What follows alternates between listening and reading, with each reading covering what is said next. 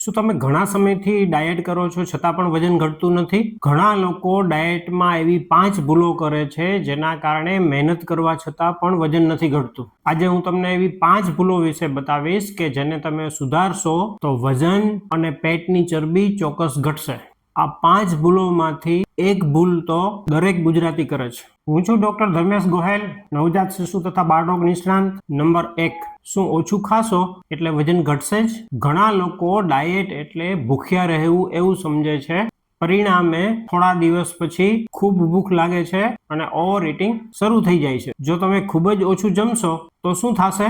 આપણા શરીરનું મેટાબોલિઝમ એટલે કે ચયાપચયની પ્રક્રિયા એટલે કે ચરબી બાળવાની પ્રક્રિયા સાવ જ ધીમી થઈ જશે અને એને પરિણામે વજન ઘટવાના બદલે વધશે.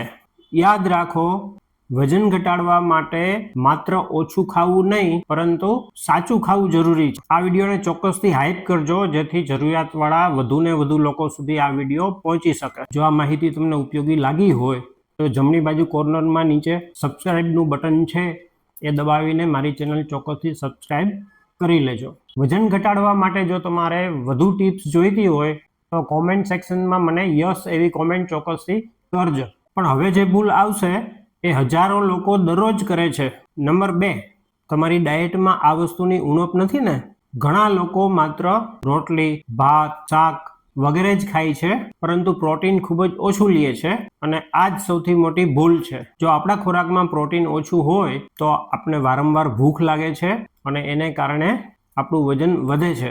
એ ઉપરાંત પ્રોટીન ઓછું લેવાથી આપણા મસલ્સ એટલે કે સ્નાયુઓ પણ નબળા પડી જાય છે અને એને કારણે આપણું મેટાબોલિઝમ એટલે કે ચયાપચયની પ્રક્રિયા અને ચરબી બાળવાની પ્રક્રિયા સાવ જ ધીમી થઈ જાય છે અને પરિણામે વજન ઘટવાના બદલે વધે છે. એટલા માટે યાદ રાખો, દરેક ભોજનમાં પૂરતા પ્રમાણમાં પ્રોટીન લેવું જરૂરી છે. જો તમને પર્સનલ ડાયટ પ્લાન જોતો હોય તો કોમેન્ટમાં પ્લાન લખો. શું તમે ડાયટ કરો છો છતાં પણ વજન નથી ઘટતું? રેન્ડમ ટિપ્સ છોડો અને તમારા બોડી પ્રમાણે પ્લાન લો.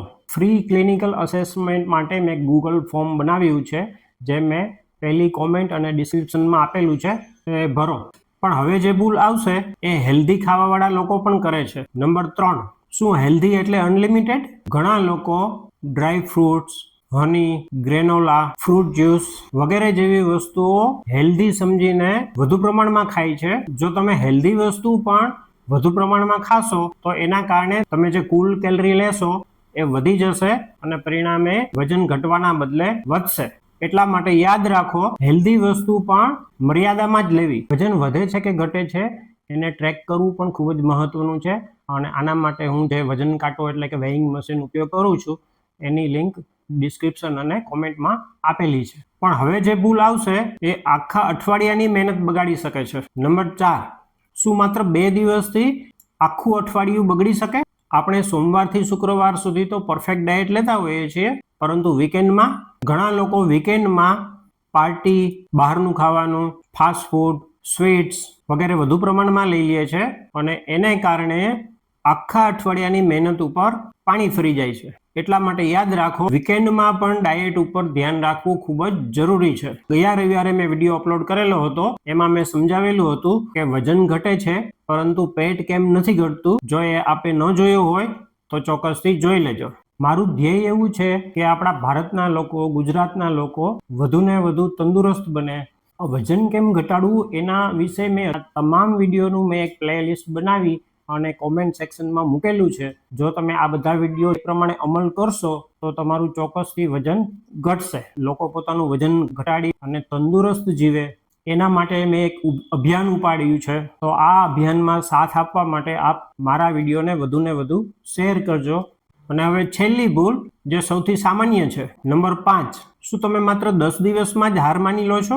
ઘણા લોકો 2 અઠવાડિયાની અંદર જ થાકી જાય છે અને કહે છે કે મારાથી આ નથી થતું. પરંતુ શરીરમાં વજન ઘટાડવામાં સમય લાગે છે. આપણે આપણા ડાયટ અને લાઈફસ્ટાઈલમાં લાંબા સમય સુધી કન્સિસ્ટન્ટલી આપણે ધ્યાન આપવું પડે છે અને તો જ આપણું વજન ઘટે છે. માત્ર 2-3 અઠવાડિયાના ડાયટિંગથી કંઈ ખાસ ફરક પડતો નથી. જો તમે લાંબા ગાળા સુધી તમારી લાઈફસ્ટાઈલમાં યોગ્ય ફેરફારો કરશો તો તમારું વજન અને પેટની ચરબી ચોક્કસ ઘટશે. ઘણી વખત પ્રોબ્લેમ ડાયટમાં નથી હોતો પરંતુ ધીરજમાં હોય છે. યાદ રાખો, વજન ઘટાડવું એ સ્પ્રિન્ટ નથી પરંતુ મેરેથોન છે. કોમેન્ટ કરો કે આ 5 ભૂલોમાંથી તમે સૌથી વધુ કઈ ભૂલ કરો છો. માત્ર 1 થી 5 નંબર લખશો તો પણ ચાલશે. જો આપને વિડીયો ગમ્યો હોય તો ચોક્કસથી લાઈક કરજો અને આવા જ પ્રકારના વિડીયો માટે મારી ચેનલને સબસ્ક્રાઇબ કરવાનું ન ભૂલતા. નમસ્કાર મિત્રો.